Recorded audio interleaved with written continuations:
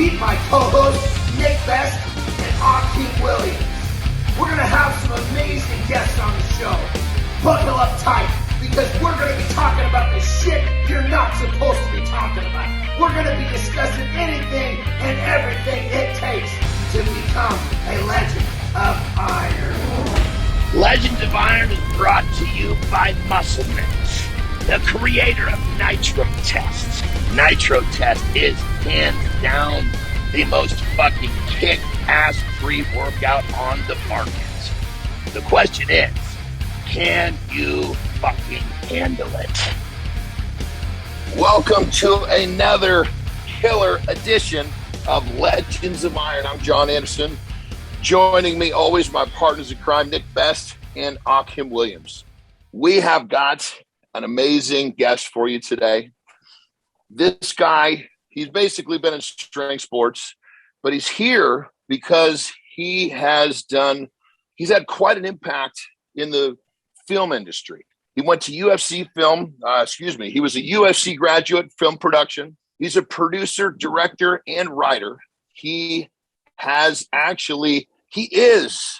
the man who behind Bigger, Faster, Stronger, and Prescription Thugs. Please welcome Chris Bell to the show.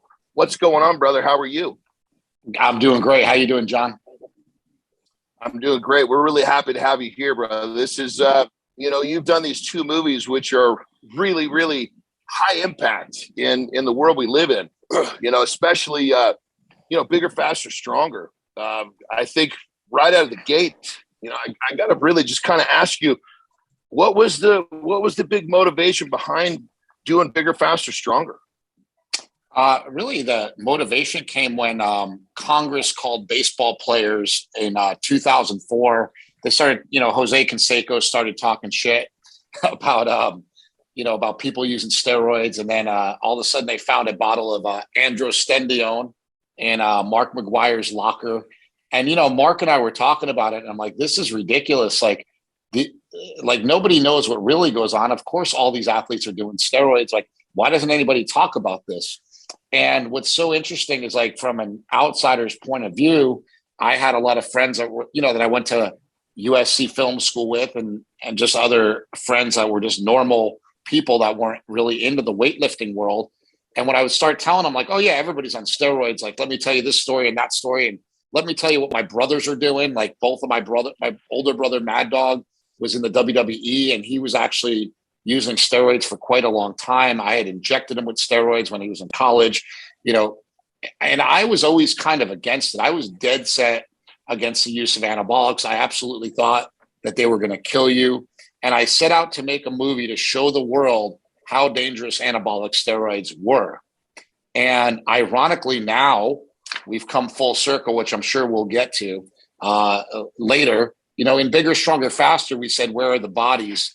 And now we're seeing a lot of those bodies, unfortunately, turn up. And so, when I did Bigger, Stronger, Faster back then, the real emphasis was on let's talk about this in an open, honest forum, and let's get some people to talk about it that actually know. And the only ones I could really get to tell me the absolute truth at the time were my own two brothers. Nobody else even wanted to talk to me about it, really. And so that was sort of the impetus of it. It's like, hey, let's see if we can get the truth out here on the table. And I knew I wasn't going to get Mark McGuire to talk to me. And I knew I wasn't going to get, Sammy Sosa to talk to me. And when I got Floyd Landis to talk to me, who had just won the Tour de France, he lied right to my face and didn't care about it, didn't mind doing that. So I think it's just interesting to be able to talk to some normal people that were doing it, that weren't big superstars. Yeah, it's I'll tell you, when anybody who's watched that movie has had a completely eye-opening experience. I mean, that's, if you could, for people who may not have seen the film, you put some pretty interesting statistics in there that help people understand, how basically performance enhancements and drugs have been kind of put into society in a certain way. Of course, irresponsible drug use of any kind is not okay. But Sure. Talk to us about some of those statistics. They're pretty crazy. Yeah. So like some of the statistics that are interesting is if you actually look at anabolic steroids being the cause of death, you'll only find about 3 people on average a year. And that's even with, in the past, I think 18 months, we've seen like 20 or 30 bodybuilders pass away, and people in sort of the fitness and health industry. But what I want to let people know right off the bat is like, that's not necessarily from injecting steroids. Like it's really from something that we're all at risk of is being too big and not getting your blood work done, not getting heart scans, just not being healthy and not paying attention. We just saw, unfortunately, Cali Muscle, who's a good friend of mine. Me and Mark, we've known him for a long time. I think he's an awesome dude. And, we saw him have 100% blockage in his artery, which could have been prevented had he gotten that stuff checked out. And for me now at 49 years old and being on testosterone replacement, I don't think one bit that testosterone is going to kill me. But what I do think is that, like, hey, if I'm a lot bigger than I'm supposed to be, maybe I should get all this stuff checked out. Maybe I should look into taking some things that might lower my cholesterol. There's a drug called ezetimibe that's really safe. It's not a statin. It's something that people could use and ask their doctor for and may be able to avoid a lot of this stuff. So that's kind of the direction I'm looking in these days, is trying to help steer people towards health and away from a lot of these dangerous things. No, absolutely. Yeah, no. You have to get your blood work done. Have to. You have to get your heart checked out. I mean, I run 4 EKGs a year. I'm in the doctor's office getting my blood work done 4 times a year. It's something that you have to do just to maintain health. I mean, as you're getting older, because people don't necessarily even eat well when they're younger and have problems with cholesterol and blockages and stuff like that. And no surprises come up. So part of maintaining your health is getting that type of stuff done. You're absolutely right about that, because I didn't eat good until, a couple of years ago. I mean, I ate like shit my whole life, not really knowing what caused obesity, what was causing me to be fat. And I kept blaming it on like, oh, I have a slow metabolism, right? And it's like, no, you just, you start talking to dudes like Lane Norton, who's like, no, you just eat too much food. And you're like, no, it can't be that. It's got to be the carbs, right? It must be the carbs. Let's like get rid of all the carbs. And I did that, and I was still fat. But when I started eating less food and started learning how to fast and started learning about my health a lot more, I just think this knowledge is power. We need to start learning. Mm-hmm. Yeah, hand to mouth makes a big difference. I mean, I didn't even know I was doing a vertical diet until we started filming the TV show, and I was watching what Brian was eating, because at that time he was on it. And then I got a hold of Stan and fine-tuned it even better, but I was naturally almost eating that way. And I think that's done a lot for my longevity. I have a guy that hit me up yesterday and said, listen, I'm going to have my first daughter in February, and I'm going to die of a heart attack or stroke before she gets here. I need your help, and I need it now. And I basically called him up and I said, hey, look at Stan Efferding's last post about the vertical diet and how because this guy's blood pressure was through the roof. And I was like, this will fix your blood pressure if you follow this. Like, and I just like to have those simple fixes, right? Like Stan has put his life's work into this diet, and there's a lot of other diets that can do these things, right? But for a long time, I always recommend people go on a carnivore diet or go on a keto diet. But when we see people go on a carnivore or keto diet, what we also see is their cholesterol usually shoots through the roof. And the people in the carnivore and keto communities are telling everybody, don't worry about it. You're a cholesterol hyperresponder. And they don't really know that. And the thing I'm saying is, like, while all this stuff could be true, let's err on the safe side and get things checked out. That's kind of where I'm at, is like, maybe the keto diet's great. Maybe the carnivore diet's great. I did it for a long time, but John knows, and I've been working a little bit with John here and asking him, like, what's my problem? Like, and so we've gotten to a point where, John, how many times you just text me every once in a while, right? But I've been kind of following ever since we had that conversation, a very similar type diet. It's a very similar to the vertical diet. It's not exactly the vertical diet. But it's like I was able to add carbohydrates in, drop 10 pounds of body fat, basically mostly body fat. And I'm getting pretty lean now, and I feel really good. And one of the main things that John helped me with, this is something that I never did. And I told him this, and I actually was embarrassed. He said, don't ever get too hungry and don't ever get too full. And it's that second one that nailed me. I would always eat until I was absolutely stuffed, and like I was not going to have another meal for the rest of my life.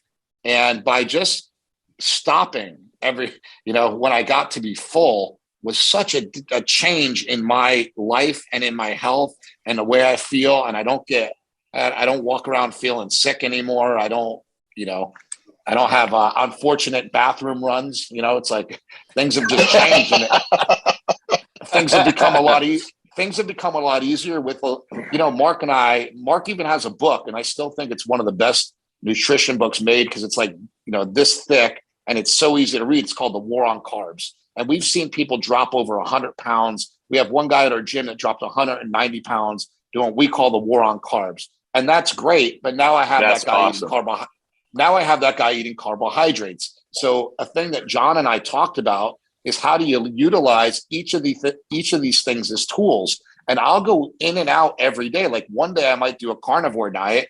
The next day I might do a keto diet. And the day after that, I might be doing a vertical diet. And the thing is that all of these tools are keeping me under my caloric surplus, so that I'm not trying to build muscle at 49 years old. I'm just trying to get a little bit leaner. So as long as I stay in a hey, wait a minute. Let's not get carried away. No, you can do that. I'm personally not trying to do that. I'm trying to just stay lean and healthy. If I was involved in the sport of strongman until I was 1,000, I'd be doing what you do, Nick. But honestly, man, every time I see you lift, it's like a major inspiration to me. That's why I was excited that you're on here, because I see that you can do crazy heavy weights into amazing shit. Upper years. Amazing shit. Crazy. Thank you. Just insane. That means a lot to me. Thank you. I appreciate that. That makes my day. Well, Chris, what you're saying a second ago, what you and I really were what we talked about primarily was just your digestion. Yeah. Right. We're just trying to keep your digestion running smoothly, but kind of taking all we're talking about nutritionally and leading it back to the topic. Obviously, and they're eating properly and they're taking care of themselves, getting checked out, all the things we discussed, then obviously taking a PED into the mix has a whole different effect in terms of potential risk, Yeah. And it's interesting. I just got my full blood work done. I got 20 vials of blood taken, because I'm at a point now where I'm seeing all these people their health being affected, and I just want to get everything checked out. So I'm actually excited to see, and John, I'll be sure to report to you on what my blood work looks like, but I'm actually interested to see what it looks like, because I have switched over to eating way less saturated fat, and that's something that I'd been eating a lot of saturated fat for a really long time. And Mark and I we always talk about it. We think everything's a tool, right?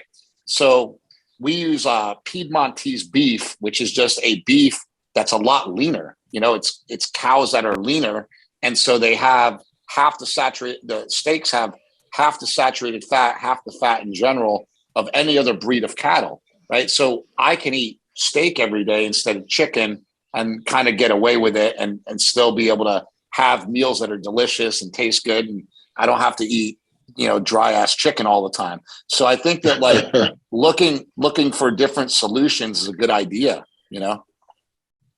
always trying to find what's new and what can be utilized to sort of fix your health and still keep you eating stuff that you like.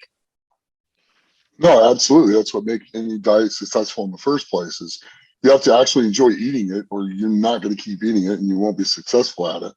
And the reason I never did a bodybuilding diet is because I hate the chicken and rice and broccoli thing. It's just not my style, But even with chicken, rice, and broccoli, I found that they make this company, G. Hughes. I don't know if you've ever seen that. They sell it in Walmart.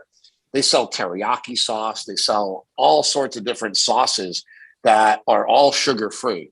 And they're all fat-free too, for the most part. So if you are eating chicken, broccoli, and rice, and you throw a little G. Hughes teriyaki on it, it's absolutely delicious, and it's not full of sugar. So I think that finding little different things, like I told John, popcorn, like Smart Pop popcorn, is one of my favorite snacks at night. Just because I get bored and I'll be sitting there watching Netflix or something, and you want something to munch on. Well, potato chips aren't a good idea. They're not really the best thing. And candy's not a great idea, but air pop popcorn, I can have a gigantic bowl of air pop popcorn, and that will satiate me for quite a long time, So let's go real quick. Let's kind of reverse back into, we've obviously kind of segued from your research with obviously with steroids and PEDs. Now we got talking about, taking care of yourself, which led us to diet. So with your original findings, obviously, then kind of leading back to some of the current deaths in bodybuilding, but now we bring the taking care of yourself and proper eating and getting checked up into the play. How did your views get changed in this whole journey? Because like you said, it's been full circle. It started off where you thought everything was just, you were still against it, didn't understand it, then started to realize it was not quite the demon, but then at the same time, the demon could come through the practices of trying to put on muscle, not only the PED. Yeah. I think like when I said it came full circle, it was in the very beginning, I was really against steroids. I didn't think people should do them. And then I did Bigger, Stronger, Faster. And I had people like John Romano saying like, hey, where are the bodies? And I'm like, he's right. Where are the bodies? And it sparked me to go like, hey, nobody's dying from this. Why is this such a big deal? And I still don't think people are dying from it. So I don't want to trigger anybody out there thinking I like completely changed my mind. I don't think they're dying from just steroids. They're dying from what we call polypharmacy, a mixture of a bunch of different drugs, a mixture of some of them include diuretics and some of them don't. Some of them include, bad food choices. Some of them don't. There's a lot of different reasons why a lot of these bodybuilders are passing away. And I don't think we can pinpoint it to just one thing. But what I did come around on is this idea of like, there's a balance between where are the bodies and doing your blood work, right? There's a balance between what a lot of these guys are doing recklessly. And even I'll admit my brothers were doing recklessly because they weren't getting their blood work done back then. A lot, even up to like, I think about 5 years ago, Stan took a look at Mark's blood work, and he said that when he looked at his blood work, he cried. And Mark's like, oh my God, that's bad. And he's like, well, you're such a good friend, and you're such a good dude, and you've helped me so much. And it just hurts me to see your blood be this bad. And Mark is the most shredded person I know right now. He's walking around in single digit body fat, and he's not even trying. He looks nuts. It's because he's taken these steps and he's just a full bore, kind of guy. So it's like, he's just taking these steps to improve his health, and he's taking it all the way. And he said like, hey, I have 2 kids. I want to be around for my kids. I don't want to die early. I don't want to die young. I don't want to have some sort of heart issue. So he really, took it to heart, no pun intended, and went and fixed all these things. And I think that's really important. So you said where I'm in that same position too, by the way. Yeah, just come around. My wife already lost a husband. Exactly. So exactly. That's a big deal. I have to be very careful too, because I don't want to do that to her again either. Yeah, and that's something that I think we all need to think about, is not being selfish, right? It's one thing if you're 25 years old and you're trying to win the Mr. Olympia contest. I still wouldn't recommend being reckless, but I would say, hey, maybe you're going to take some more chances, and that's okay. I mean, we have to deal with that. There's going to be people that take chances like that. But the fact that, I don't know, just the fact that people have been dying has just really been weighing on me, as far as being friends with a lot of these people. And I just keep thinking well, who's next? and I don't want to know who's next. You know, like I saw Sean Roden every single day at the gym. He always had a smile on his face. He was nice to everybody. And it just sucks. You know, it's like, why did this have to happen if it was like, if he got, you know, it's like, but, you know, then again, like anybody could die from anything, right? So it's like, I try to say like, well, why did this happen? And then try to assess how we could fix these things. And I don't think there's one easy, quick fix. I think the IFBB could do something about it, but I don't think it's even necessarily, like, I don't think it's their fault. I don't think they're pushing these athletes to get too big.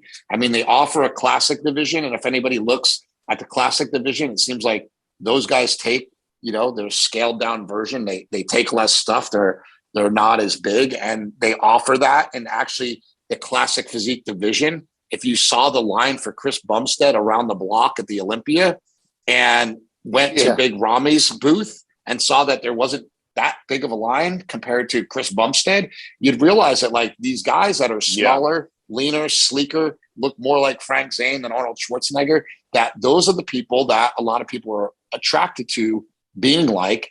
And maybe that's a route for more people to start going in. Now, some people might, you know, shit on me for saying that because they want everybody to be big and huge, but do we really want everybody to be so big and huge that they're dropping dead? I don't think so. No. Yeah. You know, we actually had Stan Efforting on just a few weeks back, and he was talking a little bit about some of his theories on why, you know, the deaths of people. And obviously he was talking about, you know, having trouble while you're sleeping, you know, which obviously that it's a pretty deep, it's not just a simple thing, a simple fix, but, you know, there's, like you said, Chris, there's a lot of different reasons why this is happening. And obviously it doesn't lead back to any one thing is really what we're finding. And if you talk to Stan, he'll tell, like, Stan has always been trying to get me to sleep a lot more. And I'm actually at a point where like, I probably need to get a CPAP machine, because that's my biggest problem. Sleep. No, and I definitely have sleep apnea. And even though I keep losing weight and getting leaner, I still have sleep apnea, and I just need to fix it. I'm at a point where everybody that I know, like I spent a lot of time with Brian Shaw when Mark used to sponsor him, and he would just say, "This will change your life," and I never did anything about it. And I don't want to be. Yeah, I was the one that jumped all over Brian. Yeah, and I don't want to be the guy. Back in the day. I don't want to be the guy that dies because he didn't listen to his friends. So I need to definitely look into that very soon, you know? Yeah, I've had one for about 16, 17 years now. And it's really changed. It really helped everything? Yeah, it massively. I mean, I was falling asleep driving my car at stoplights. Mm-hmm. I had it so bad. I mean, I'd be at work and I'd fall asleep, doze off, somebody beeped their horn, and I'd continue to drive. I finally went and got checked, and I've been sleeping with a CPAP ever since. And it's made all the difference. I wake up about 6 or 7 times a night, and it's not to go to the bathroom. It's because I'm not breathing. I think, you know. You wake up a lot more than that. You just don't know it. I found out I quit breathing 185 times in 2 hours when I went to get my sleep test. I stopped breathing 185 times in 2 hours. You know what I'm also realizing as you get older, I used to be about like, you know, where to spend your money. Like, oh, I need to get this, I need to get that. And now I'm like, I really need to spend my money on a calcium, you know, carotid artery test. I need to spend my money on a CPAP machine. You know, like it becomes easier to spend money on yourself. It's easier to spend money on getting your blood work done when you actually have a value to it, you know. And when you're younger, not thinking about these things, you're like, I'm not going to spend $400 on my blood work. Screw that, you know.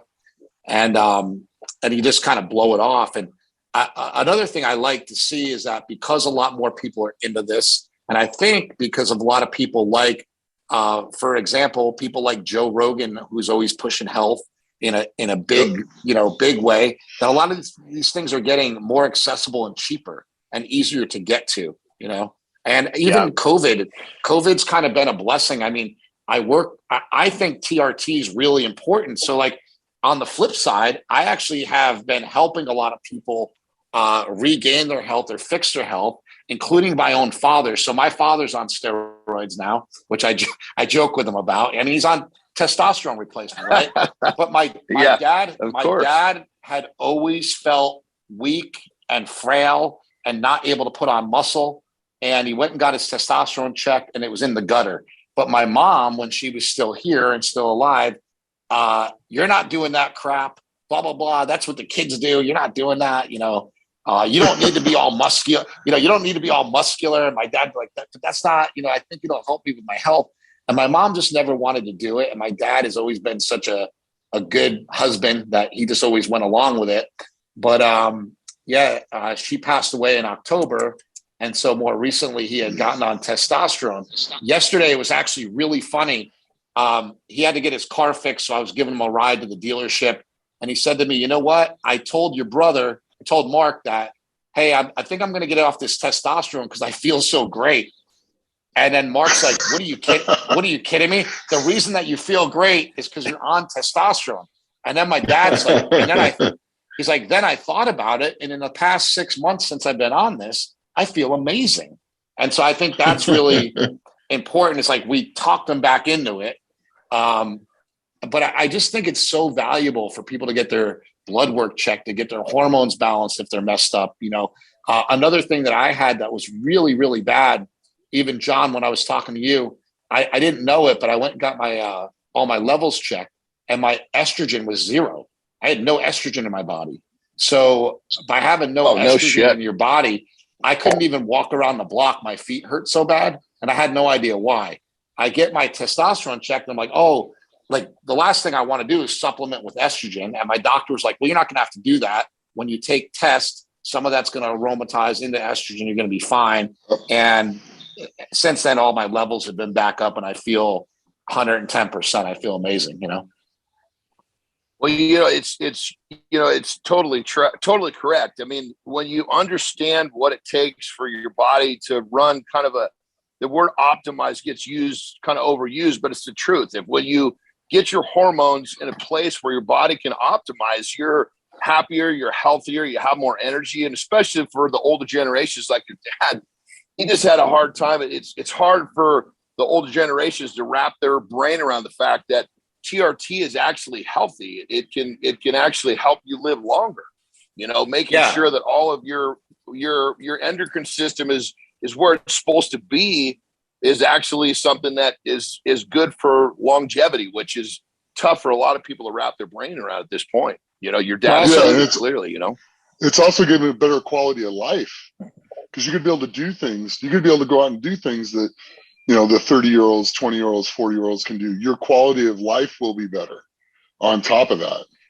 Yeah. And if you look at all the studies on just testosterone, I mean, the biggest study they ever did, they found it to be very safe, with the side effects to be temporary and reversible, up to like 600 milligrams. Now, I'm not recommending that anybody goes up to 600 milligrams on a TRT dosage, but we know, and Nick, you know, how much stuff people use in the strongman powerlifting.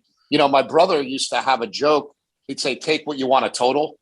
So if you wanted to total 2,500, that's you take 2,500 in a week, every week, you know, 2,500 milligrams of testosterone. So it's like, we're not in that, you know, I'm not talking about like in that world, but I'm saying like up to a pretty high dose, it's been shown to be safe. So if it's safe up to 6 milligrams, the most I've seen doctors really recommend is 200 milligrams a week. More recently, it's funny, since I did Bigger, Stronger, Faster, it seems like the recommended dosage has come down from like, 250, 200 down to like more like 150, 140. Like I found that the ranges, and it might be more for you guys because you guys are a lot bigger, you weigh more, you've weighed more for a long time.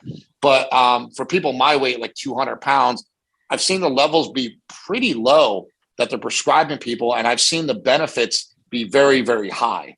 And so I think that, if people haven't looked into testosterone replacement, and even we've talked about this, John, with women, women, it could be testosterone, but it could be progesterone, it could be estrogen, it could be cortisol, it could be a million different things. But so many women that I know just don't feel good a lot, you know? And it's like, well, what is that? Yeah. You know?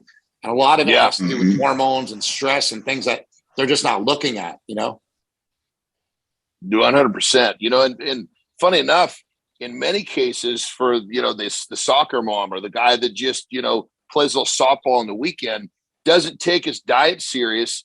It's the diet being off kilter so long with all these processed foods that kind of puts the strain on their body and knocks their endocrine system off to begin with. So, you know, kind of going back to this whole thing we're talking about is it's obviously we're talking about PEDs, but we're also talking about health, and we're talking about how to obviously use a PED and be safe. Well, really when it comes down to it, it fits into a whole spectrum of being healthy first. And I think that's what most people miss is if you're going to play that game, you got to play by the rules, you know, and you got to play by the rules the whole time, you know? People get so confused by nutrition, but like, if you really break it down, you just hit the nail on the head.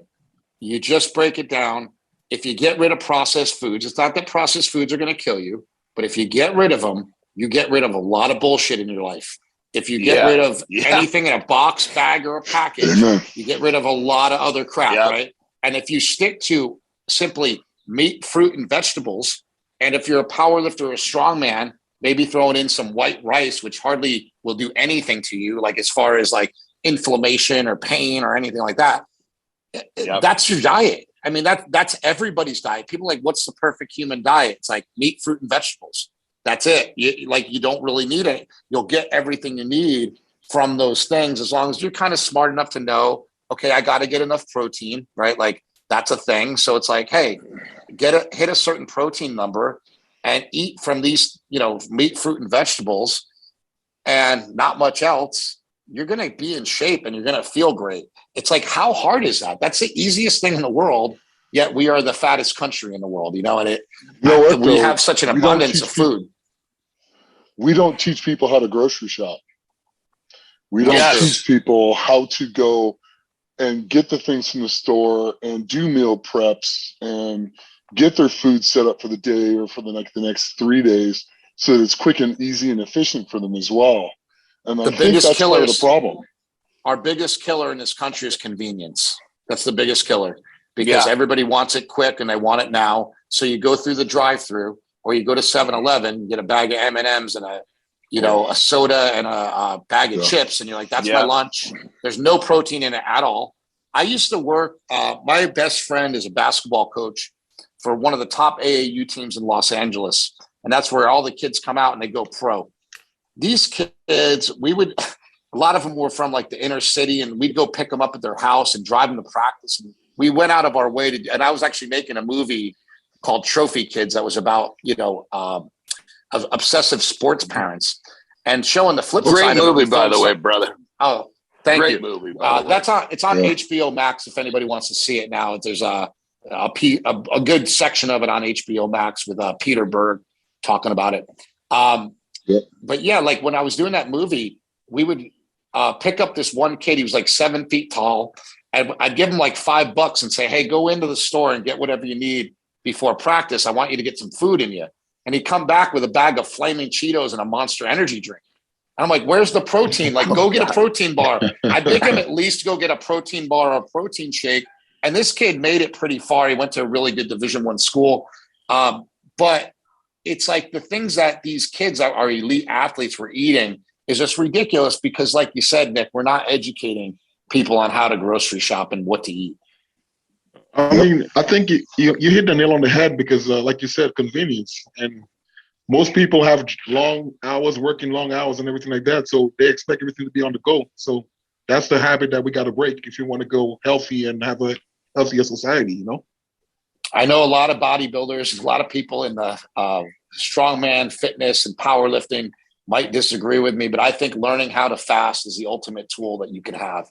If you learn how to fast, you safeguard your health forever. So when I fly across the country and I'm like going to an airport and there's nothing good to eat, and I can say, you know what, I won't eat till I get there. And I don't have a problem with it because I've fasted enough the fasting's a muscle is what I tell people. It's not a muscle, but it's like a muscle. You can work it. You can make it better. You know, you can learn how to fast. And nobody has to fast for more than 24 hours. I'm not saying that. I don't even believe, I've never even done a fast that was over 24 hours. I don't think you need to, but just sort of learning some intermittent fasting and learning how can I stay away from food for like 8 hours? Like, for example, like every day this week, I've just fasted until it was dinner time, and not for any other reason, just to sort of work that muscle again. And when I do, I feel really clear-headed. I feel great. And then when, 5 or 6 o'clock comes around, I kind of have a field day. It's almost more fun because I get to pig out. So I get that still, it's like I still get that feeling of pigging out, but it's not overindulgent, and it doesn't cause inflammation because I'm not in a caloric surplus that day. So you're not overeating, correct? You're not supposed to eat till you're too full. Remember, we talked thoroughly about this. Well, I say I pig out to an extent, right? But what I do is yes. I should say, John, I pig out in stages. So it's like it might be like 5 or 6 o'clock that I eat, so I'll eat like a steak. Like yesterday, I ate a steak and 2 bags of salad, right? And that I was starving, but that filled me up really good. And the salad, 2 bags of salad is only like 100 calories, So, you get, I get it in like those bags because it was convenient. Right. But so that filled me up pretty good. But then around 8 o'clock, I was hungry again. So I ate another steak and I felt great. Right. Yes. And now I got enough protein in for the day, blah, blah, blah, blah, blah. Right. Like exactly. So sorry about that, John. I didn't even say I pig out, but I meant yes, I can sort of not worry about it. Right. Not worry about going over my calories. Exactly. It's really important to eat till you're comfortable. Not overeat, not undereat. You don't want to be hungry, but to eat till you're comfortable. Mm-hmm. And then I naturally do the intermittent fasting, just during the week, at least 3 or 4 times a week. Just I'll miss on meals the flip here, side, I'll miss meals there. And I think you're right. Intermittent fasting, I think, works best when you use it intermittently. So you should intermittent fast, right? So intermittent fasting every day just causes what? It just causes your body to get on a schedule that it gets used to, right? But learning how it's not intermittent anymore. But sometimes it feels great to wake up, at 6 o'clock in the morning and make some eggs and steak or something, So it depends on what, it depends on the day. It depends on what you're doing that day and blah, blah, blah, blah, blah. If somebody wants to go to breakfast with you, don't be a prick. Go to breakfast with them. It's another thing about dieting. It's like people are like, oh, well, I can't have any social interaction. I can't do carnivore because I can't. It's like, what kind of life are you leading that other people are in control of what you eat? First of all, that's really, really weird. Yes. I can't be like when people are like, I can't be social, I'm just like, you're happy being fat then. That's fine. I think I'll tell you guys this, and this might help you guys stay on track as well. When you're trying to go for a goal and you can't get there, the number one thing that my brother has taught me, because I think Mark is a low-key genius. He simply I told him I'm trying to get my abs back. I'm trying to get ripped. And he's like, well, you're just not that interested. And I'm like, what are you talking about? It's all I think. It's all I think about. He goes, it might be all you think about, but if you were more interested in it, you'd get there. He's like, if you want to look like me, if you're that interested in it, you'll figure it out. And I'm like, I hate you. I hate you, but I love you because my brother, but I hate you. And every single time I'm in the gym, I'm in the gym now, and this kid's like, oh, I want to squat 600. I said, well, if you're more interested in it, you'll probably get there. And they're like, they get really mad. And then they think about it like, you know what? You're right. I need to get more interested in it. It sounds like some makes perfect sense. Sounds like some Jedi mind trick. I told him we got to make the T-shirt. You're just not that interested, Yeah.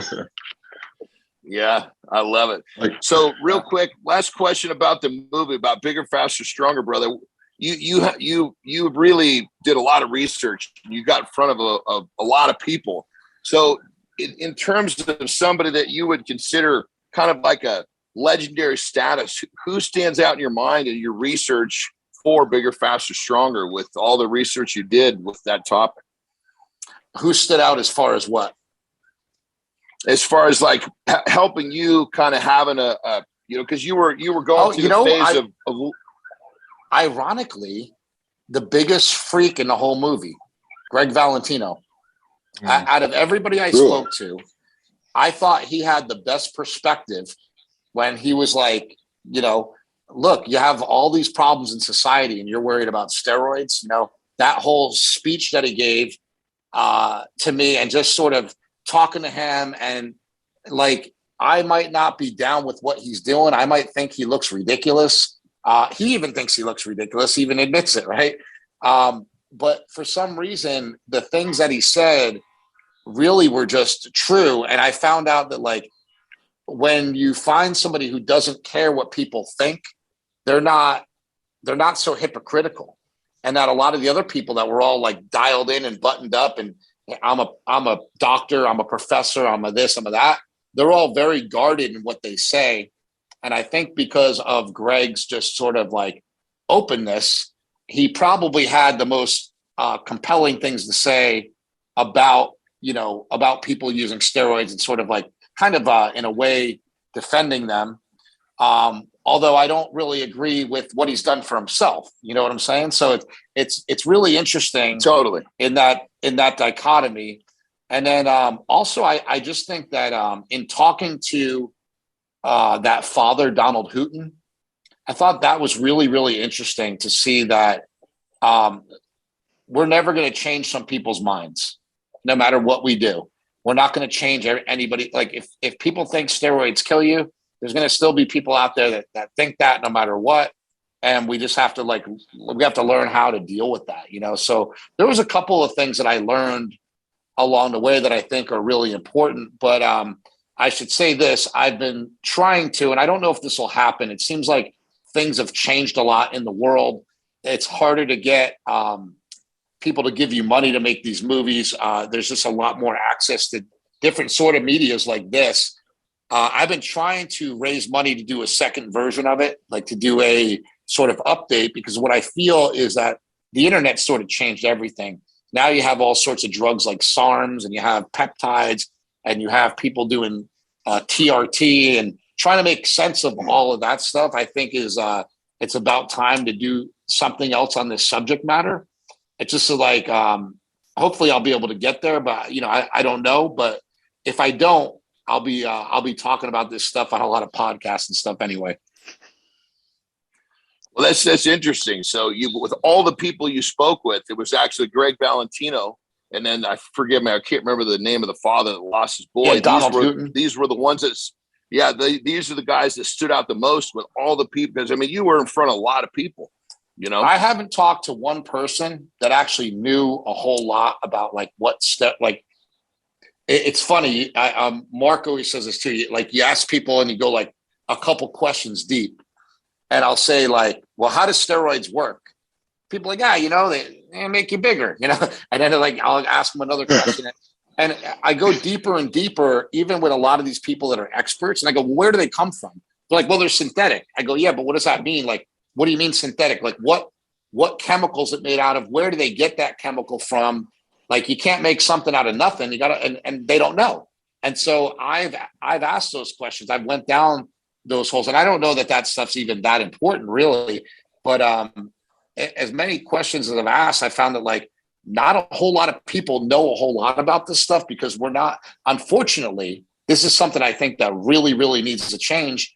We're not studying these drugs because we've made most of them illegal. So no one has some sort of crazy clinical trial on DECA because they haven't done it, And actually, more recently, people are getting money to do this. And some of the things that we're learning is like, I talked to a guy that runs a TRT clinic down in Houston, one of the bigger ones. And he was telling me that they're doing these studies and tests right now, which really interests me because I have a lot of joint pain, where they're injecting DECA right into people's joints and watching it just absolutely heal the joints. Something that hasn't really been done much before. Usually it's like, hey, you just take Deca and it's good for your joints, they say, right? But what about a doctor who knows exactly where to inject it and is like doing an x-ray and then just like a cortisone shot, jamming that in there with some PRP or some other sort of stimulus. And that's what I'm interested in, is like where this stuff is going and where, like, how can we sort of regenerate people and how can we help people with these drugs in sort of these newfound ways that are really interesting. Another thing that he told me I just thought was crazy is they're using Winstrol for women with like sexual dysfunction problems. And they literally just rub Winstrol on their vagina, like a Winstrol cream. And it does all sorts of crazy shit. Dude, I'm telling you, I was like shocked. Hold on. Back up. What? Describe the crazy shit. I got to hear this, man. Well, what are they saying? What are the benefits? The benefits are a lot. Like, it's for women that have like lost their libido and their sex drive and things like that. And they said, hey, we just tell them to rub the Winstrol. Yeah, rub the Winstrol on their vagina. Next thing you know, boom, they're ready to go.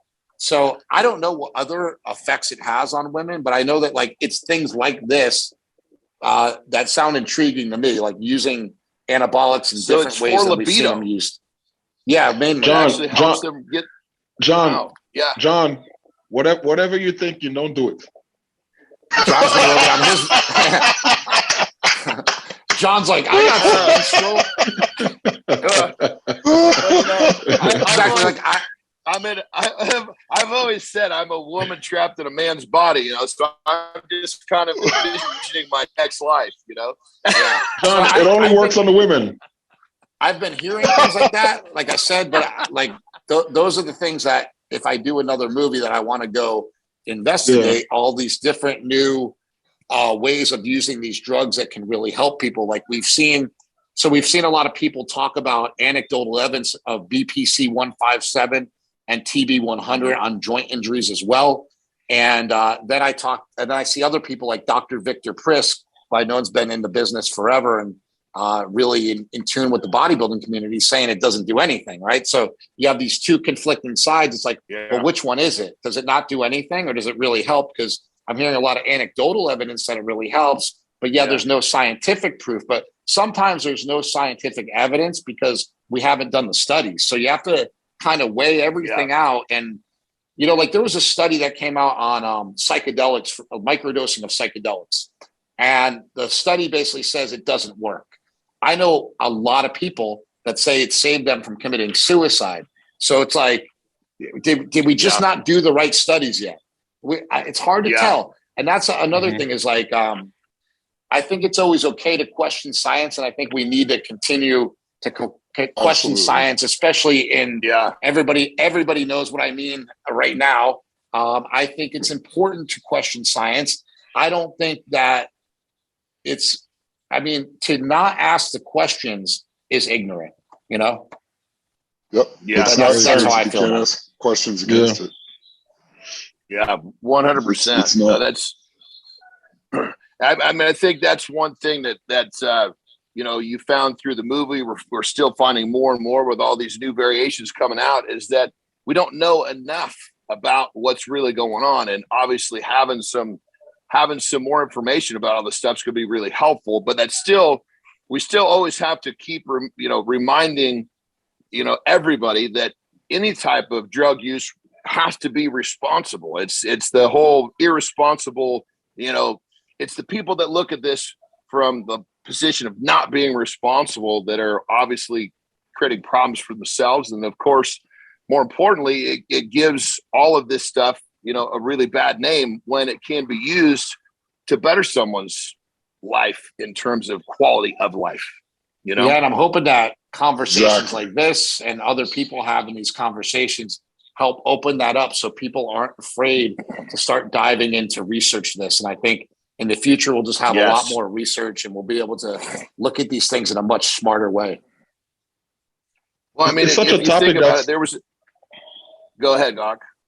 No, it's equal. I was just going to say it's such a topic that has such a big taboo on it that people are so scared to talk about it. Like you said, you would ask questions to guys that are very knowledgeable about it, but the minute you start talking about how do you use it and stuff like that, nobody want to answer. Yeah, you know what's ridiculous? 1939, a guy named Adolf Butenandt, he isolated and found testosterone, and he won the Nobel Prize in chemistry. And then we turned around and demonized that because Ben Johnson won a race. And that's where we're at as a society. Yeah. It's like, the Canadian guy won, and he took Winstrol. He rubbed it on his vagina, and he won the race. I don't think he did that. He actually. I have a question for you. So, watching the movie, when they went back and retested all those samples from that race, there's actually only one guy in that race that would actually pass a drug test today. Really? That's amazing. And I just found that very hypocritical of the said person who was jumping up and down and screaming about it. I should say, like, some of the fun stuff about Bigger, Stronger, Faster is like the behind the scenes things that happen. So it's like, I have Ben Johnson. I interview him for my movie. The next day he calls me. He's like, you need to meet me at this hotel. And everybody thinks that, like, because I'm making this movie, I can, like, clear them of their charges. Like, I don't know what they're saying, right? So he's telling me, hey, you got to talk to this guy, Andre Jackson.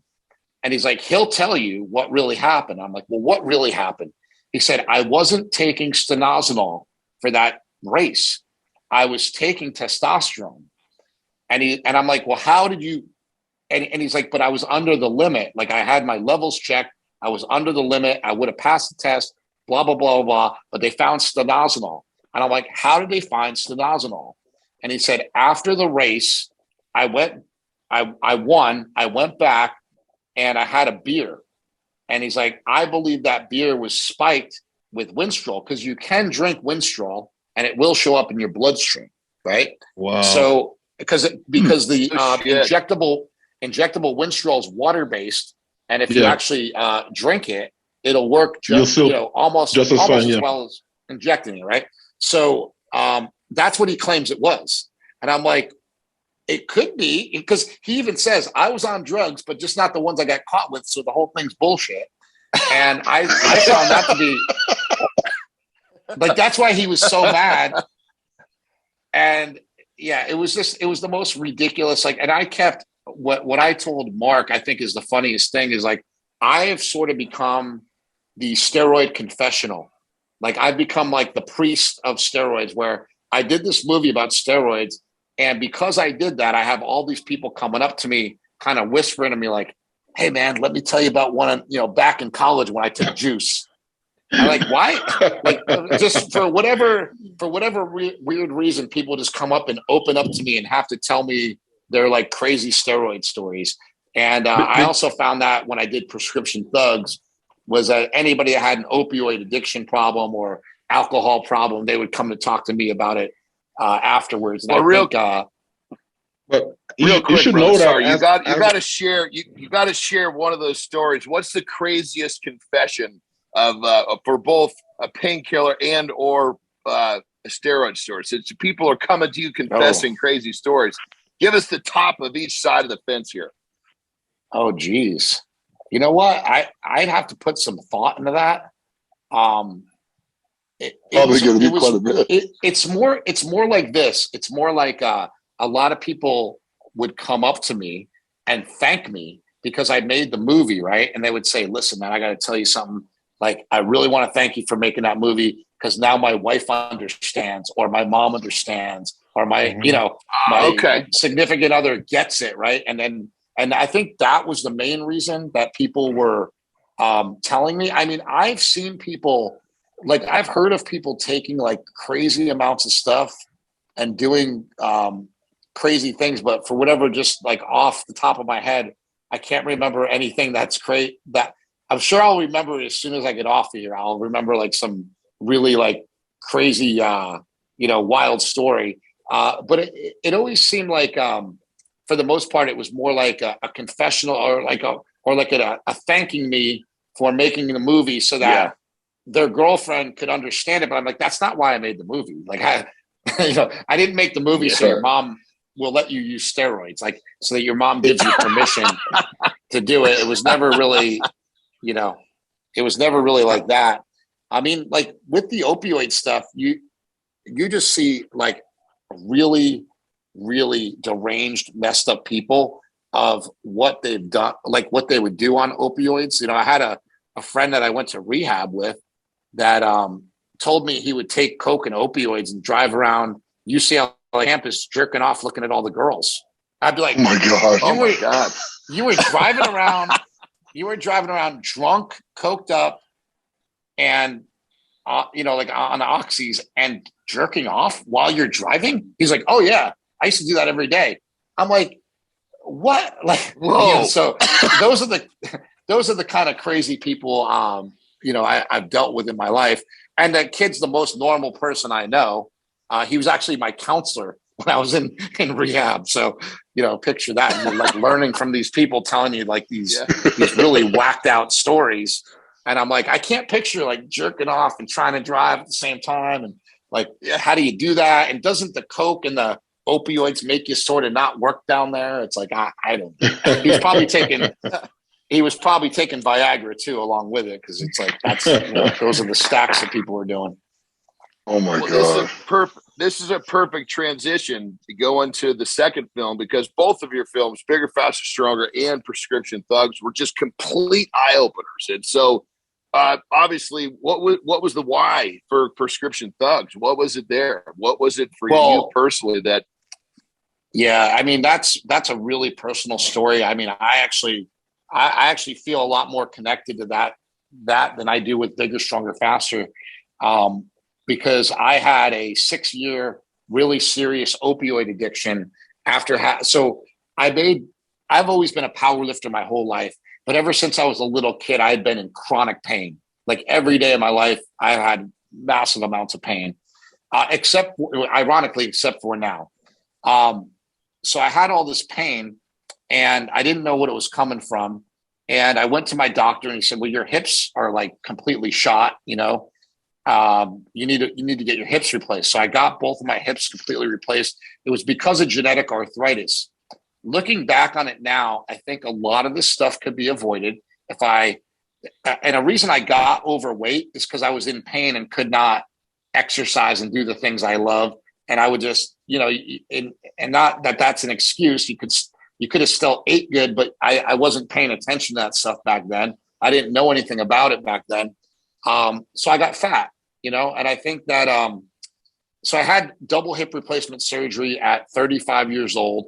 And from the time I was 35 until the time I was like 41 or 42, I was on a massive amount of opioids. You know, my doctor would just keep giving me pills. And when I told my doctor, hey, my hip still hurts. I'm still in pain. He's like, well, I fixed you. And then he took me off the opioids, right? This is actually after about 2 years. He took me off all the opioids. And then I got a call from my doctor saying, I know why you're hurt. We messed up your hip. We need to do it again. So my right hip, they did again. Then I got hooked on opioids because they put me back on opioids. I got hooked on those for a while and I stayed hooked on them for like 6 years. Then I tried to get off of opioids and I got on Suboxone. When I got on Suboxone, I was on that for like 8 months and couldn't get off of that. I was addicted to that. Finally got off Suboxone and became an alcoholic because I needed something to sort of help me get to sleep, I used to say. And I just got all wrapped up in it and became a complete drug addict and alcoholic, and just was somebody completely different than, you know, I've always been. And it really changed who I was. It sort of robbed me of all my confidence. It robbed me of, you know, my self-esteem. And I just became kind of a piece of crap, you know, in my opinion. And the only way, you know, when I started sort of coming back from that, I was really angry at the pharmaceutical industry. I'm like, I'm going to make a movie about this. And I started making a movie about it. And halfway through the movie, I relapsed. And I went to rehab. So I put all that in the movie because I think it's important, you know, to show people how powerful these things are. I had a vendetta against opioids and I still couldn't do anything about it because I wasn't strong enough. You know, since then, I've been trying to find different ways and different methods. I also have a movie called A Leaf of Faith. I think it was on Netflix for a while, but I think people can see it now on YouTube. A Leaf of Faith is about Kratom. To me, Kratom's a miracle that most people don't even know about. Mark and I think it's the greatest pre-workout that anybody could ever take.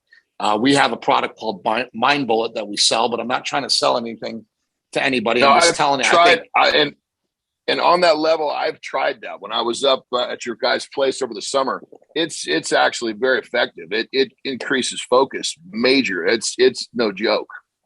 Yeah, it kills pain. It increases focus. It's not for everybody. Some people have weird reactions to it. But if you look at any supplement or drug, there's about 30% chance. 30% of the people that try it might be non-responders.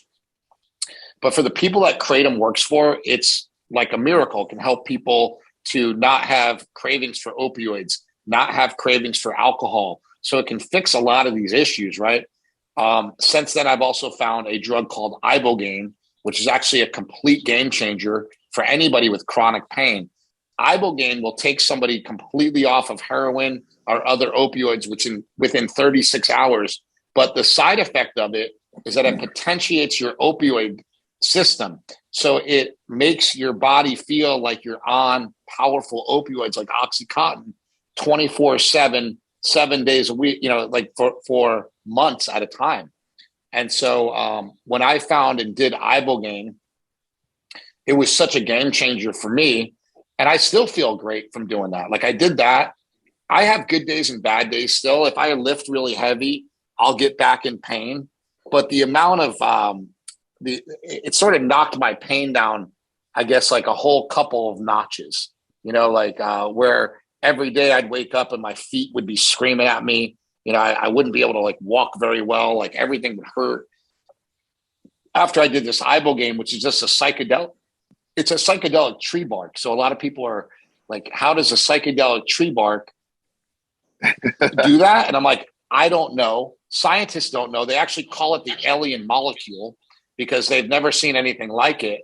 And I honestly think it could be a major force even in like professional sports. I mean, you see people like in the UFC get like, so I'll give you another example, what it does for CTE. And I have a woman who told me that she lost 15 years of her memory, right? She couldn't remember her kids being born. She had a traumatic,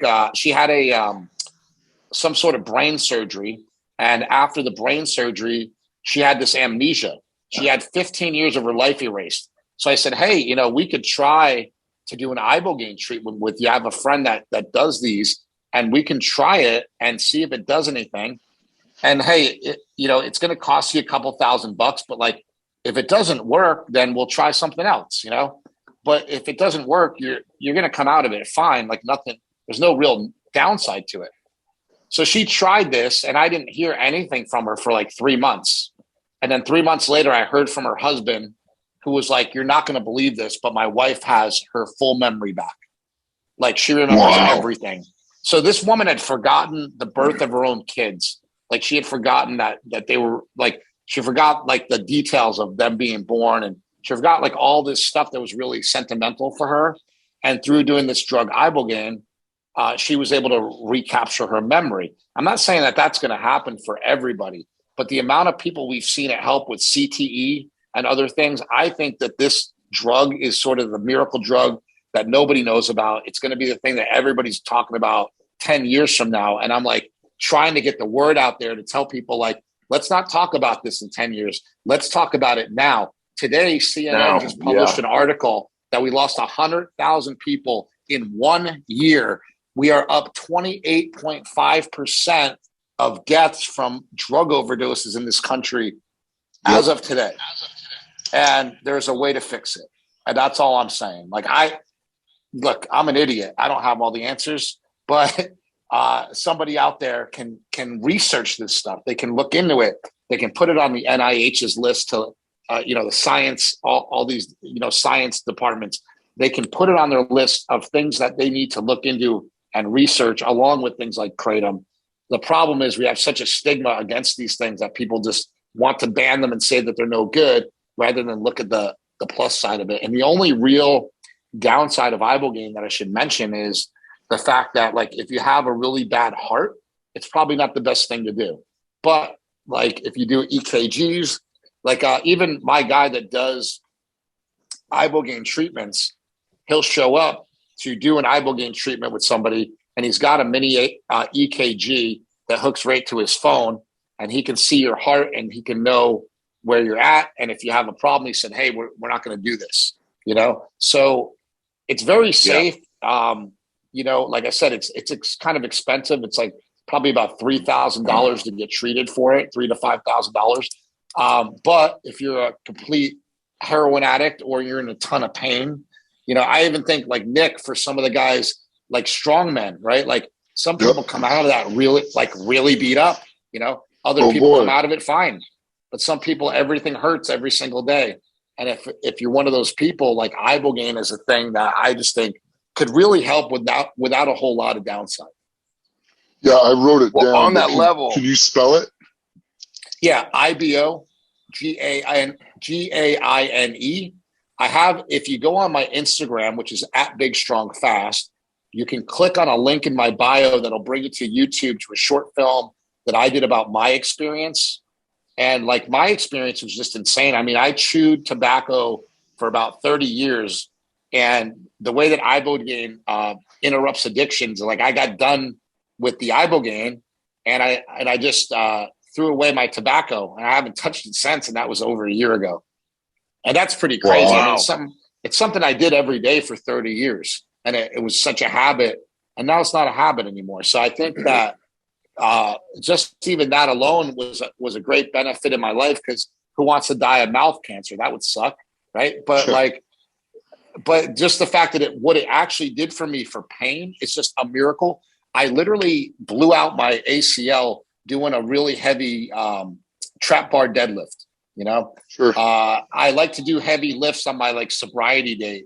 So I tried to go up to 700 pounds on a trap bar deadlift, and I did it, but I blew my knee out. And I couldn't walk. I couldn't walk for over a week, and I never went to the doctor. So for the next like 8 months, my knee was completely shot. And I did Ibogaine, and it felt tremendously better. And then on top of Ibogaine, because I always recommend doing multiple things, not just one thing. So after doing Ibogaine, I found Knees Over Toes guy. I don't know if you guys know about him, but if you go on Instagram, look at Ben Patrick @Knees Over Toes. @Knees Over Toes guy, actually. He will show you exercises for your knees that will fix your knees like in a couple of weeks. Like crazy little exercises that may not look like you're doing much. Literally dragging a sled backwards, like that simple of a thing. Instead of pushing it forward, drag it backwards, because we're always moving forward. What if we drag it backwards? How will that work? It's amazing what these things can do for you, and they're really, really simple. Well, I do a little backwards drags. Yeah. When it comes, I'm sure you do. Yeah, it's great. So let's kind of revisit the beginning of the prescription thugs, in terms of you right out of the gate. You let off some statistics that were pretty crazy. I know the movie itself, you rattle off some statistics that were pretty eye-opening. I mean, pretty mind-blowing. Most people probably don't know. I mean, share some of the statistics about how painkillers have just literally, especially in the US, have just turned it inside out.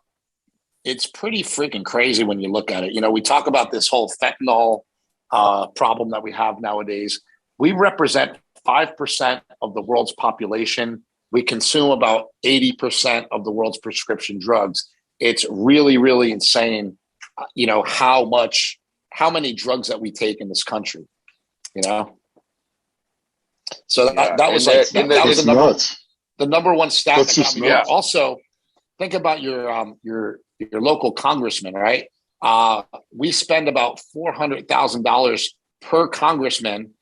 We don't give them $400,000, but companies, pharmaceutical companies spend on average $400,000 per person in government to lobby for these things, for these opioids. And so we just have such a big sort of mob out there that are pushing these prescription drugs.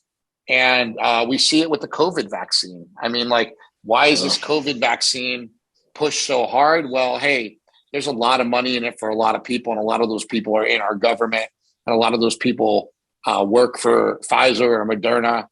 My best friend works for Pfizer and sells vaccines. He's part of the system, and he tells me every day how much he hates it and he hates what he's doing. He's like, I got a wife and 2 kids, so like, what am I going to do? Like that kind of thing. And I think that's like, it's an interesting dilemma we're in, right? Like, am I going to tell my friend, don't go make the money? He's just going along with what his job is. Like, tell him not to make the money doing what he's doing. Or, it's like, at what point do we take a stand? And it's hard to take a stand when somebody's lining your pockets with money. And I think that's been the biggest problem with a lot of these drugs, and a lot of the reasons why things like Ibogaine and Kratom are either illegal or on the gray market is because of these laws that have kept them down. In 1970, we've made all psychedelics illegal for no reason. I mean, a magic mushroom has never killed anybody. Never, ever, ever been shown to kill anybody. Why are they illegal? Like there's more accidents on marijuana, which is now legal, than ever with a psilocybin mushroom. But we know that psilocybin mushrooms can relieve pain, relieve anxiety, relieve depression. They can really, really change people's lives, and we don't let people have them. So it's really all coming back to it's all following the money is what it comes down to. Yeah. And the painkillers is like a huge river of money that, obviously the powers that be want to keep in our culture and keep doctors prescribing them so that they're just making money hand over fist is really what it comes down to. Because you mentioned these other drugs it's all follow the money.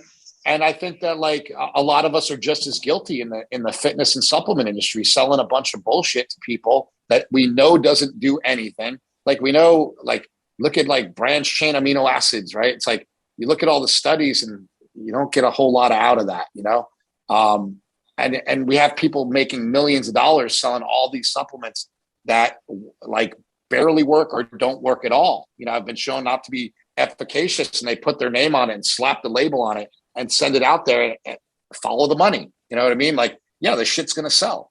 So it's like, there are some things that I think are great. Protein powder is great. Creatine's been very proven. Caffeine's been very proven. Kratom's been very proven. There's a lot of things that are great, but there's also like a lot of BS that like is like you're saying, follow the money. A lot of things being sold out there and pushed out there to people that just aren't effective. Maybe not harmful, but not effective either. And I think that's just as bad, trying to give people a promise of their health and then not deliver on it. Yeah, you're essentially a snake oil salesman. Yeah, doing stuff like that. I've always had a hard time with that. And my brother sells some supplements, right? So, but I feel like this, and he feels, and I feel, the supplements he sells they're like protein powders. There's nothing weird. There's nothing that's gonna not be, and there's nothing that even like with stuff that I promote or stuff that I believe in, it's nothing that I don't take every day. So it's like the only way I'll ever endorse something or get behind something is like, is it something I use every day? Mm-hmm. Is it something that I actually believe in? And a lot of these things I do believe in. Like I've used products that are very effective that I would definitely, get behind. And then there's a lot of other ones where you're like, we know that doesn't do anything. And a lot of people that are doing it, and I'm not trying to be an asshole, a lot of people that are doing it are my friends. And I don't really fault them for it because everybody's doing it, right? But it's kind of like, it's not for me, I should say, Yeah.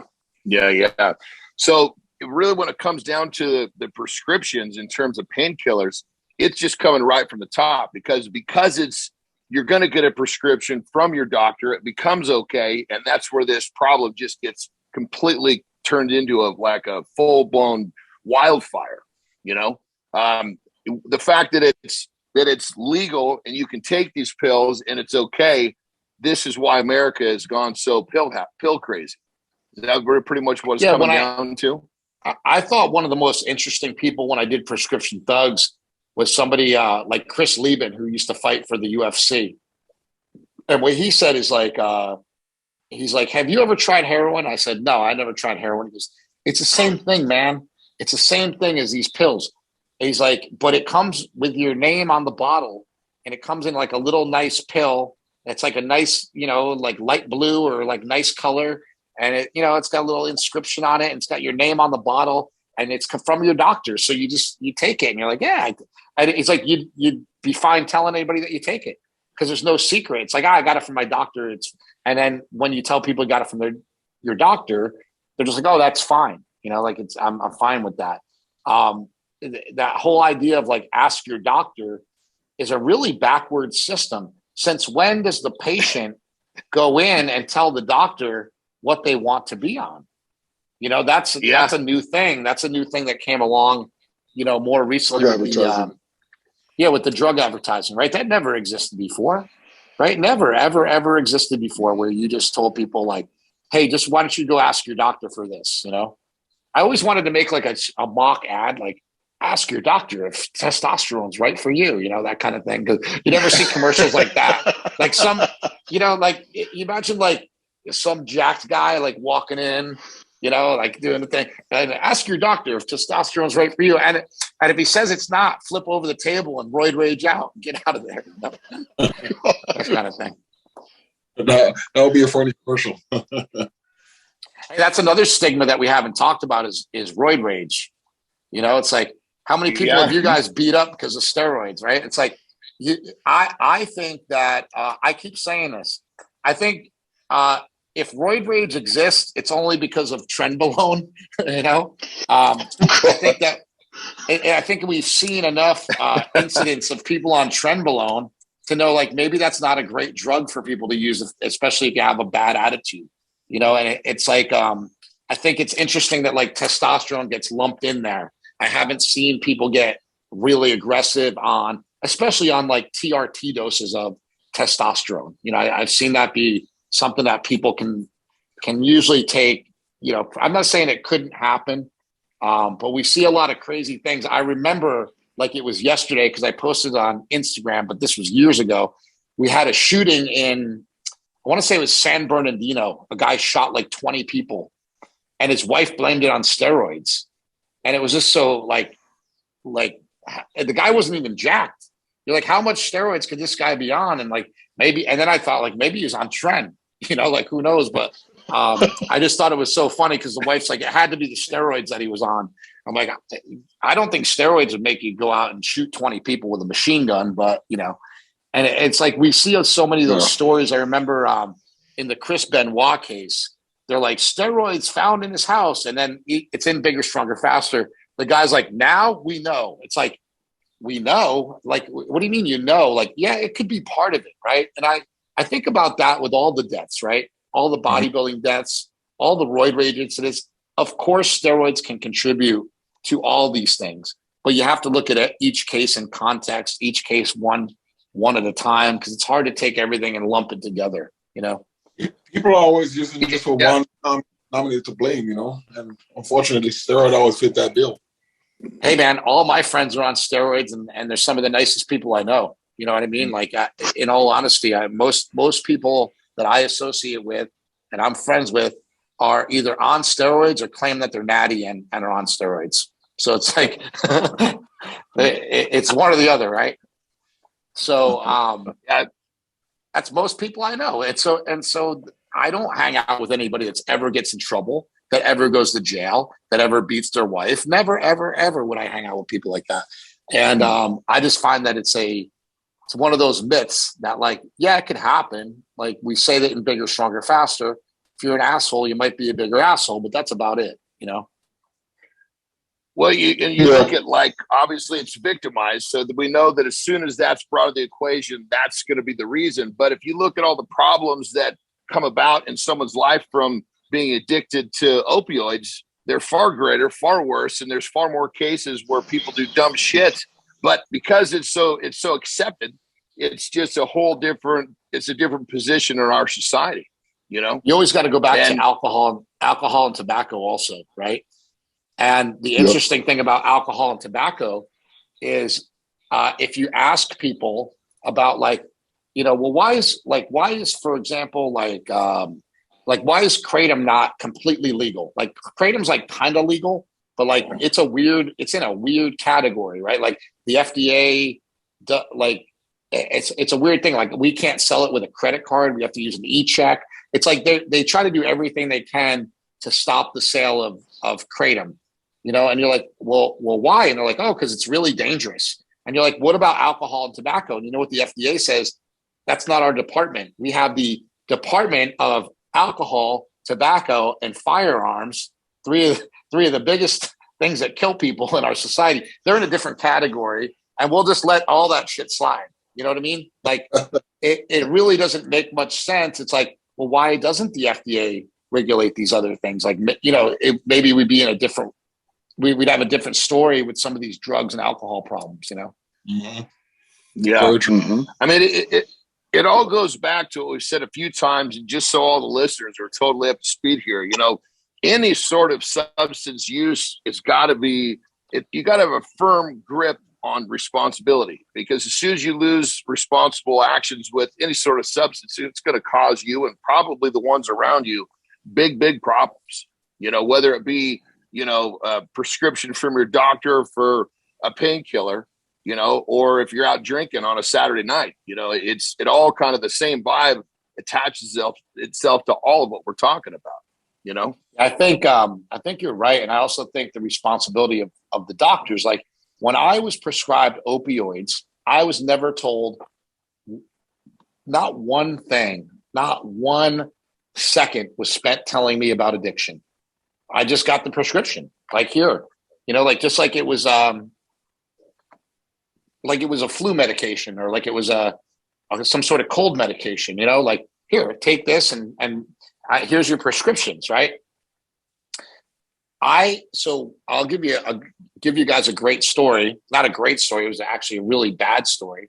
I was in Pacific Palisades in California, and at my doctor's office, and my doctor gave me 3 prescriptions. She gave me a prescription for like Vicodin Vicodin or Percocet maybe, and Klonopin, right?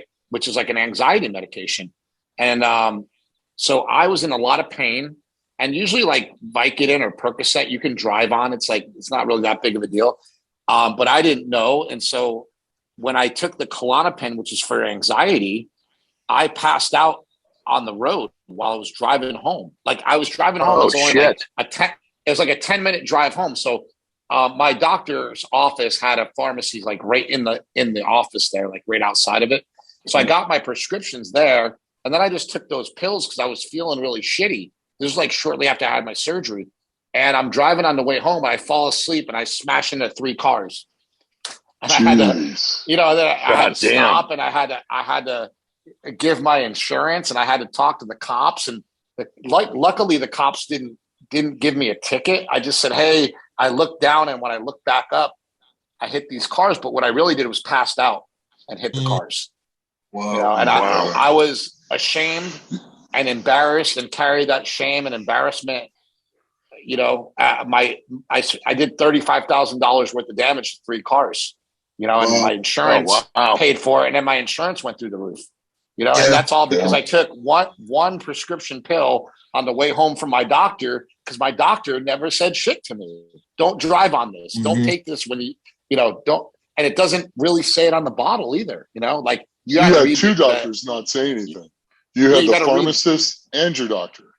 Yeah, and you got to read the insert. It's this big, and who reads that insert that's that big, right? So it's like, I think we need more warnings if we're going to give out drugs like this. We need, you know, people really educating people on these things. In your research for, you know, prescription thugs, were you finding a connection where doctors were kind of, I hate to use a terrible word, but I guess kind of prompted to prescribe these drugs without the warning of addiction? You know what? I don't know. I tend to steer away from like conspiracy theories. I tend to try to steer away from, like, I posted something about the opioid epidemic today, and people they always use the word they want you to be sick. They don't want you to get better. They want, you know, and it's like, I don't know that people sit around and organize meetings and talk about these things. They could, right? They could, but we haven't really seen any evidence of that.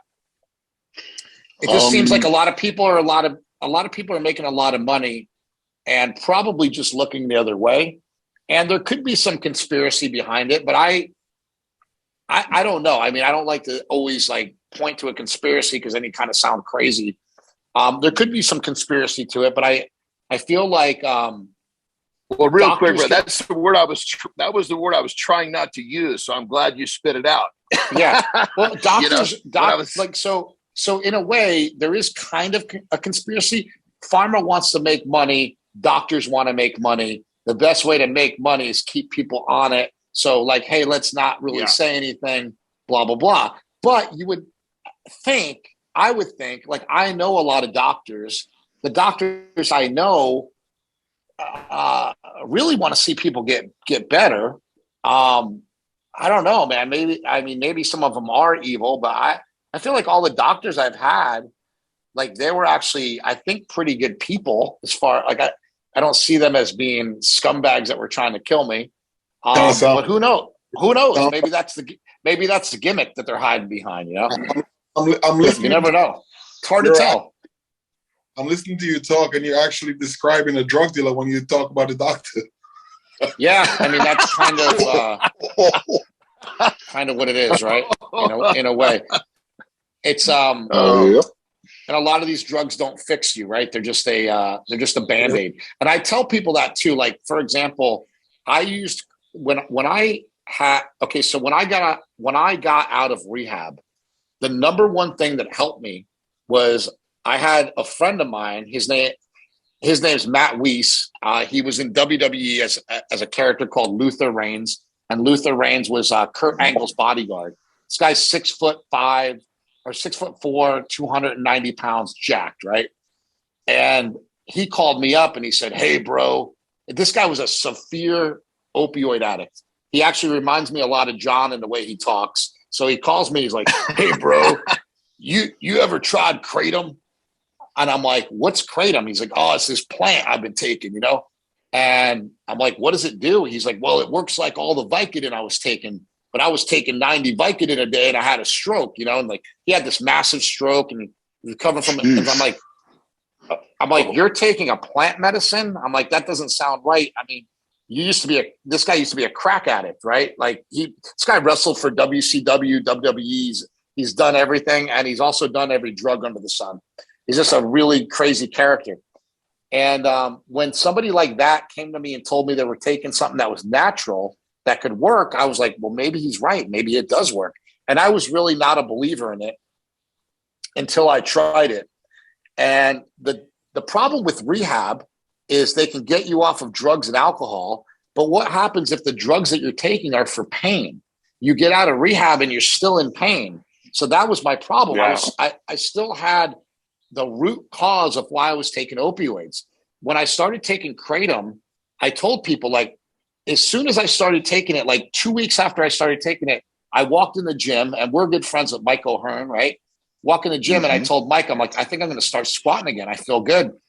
And I started squatting again. Next thing you know, I'm over there doing like 315 with the safety squat bar. Because I had to take it easy at first. I was using a safety squat bar at 3 plates, and O'Hearn's like, "Man, you're already getting strong again, like with these fake hips. This is crazy." I'm like, "I feel great," you know? And so through that process of like, now, like, think about this. The Kratom is working on killing the pain. The training is working on rehabbing the body.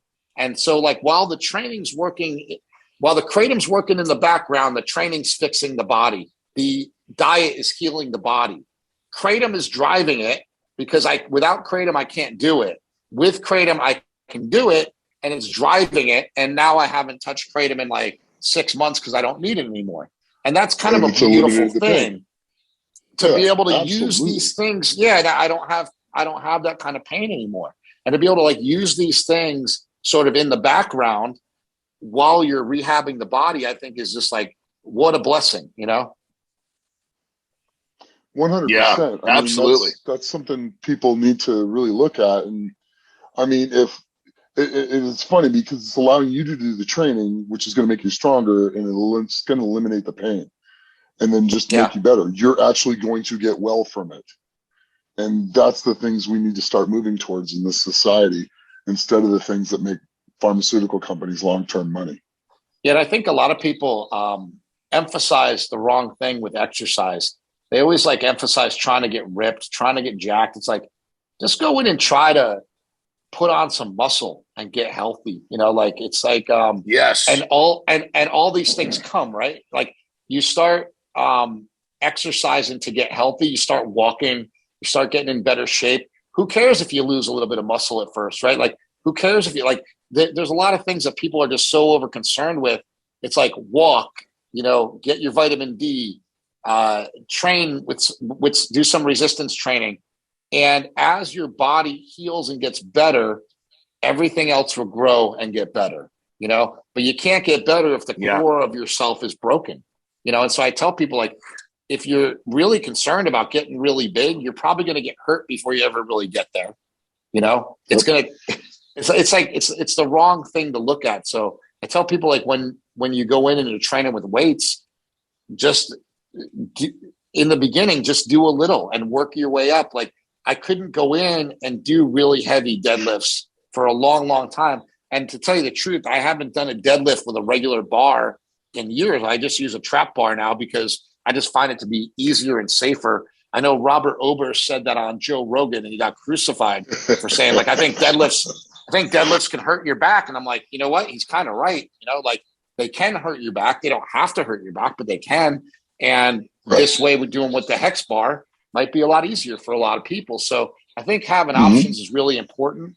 I tell people that come in our gym every day, hey, if you're not going to compete, don't worry, like, use the trap bar. It might be a lot easier on your back.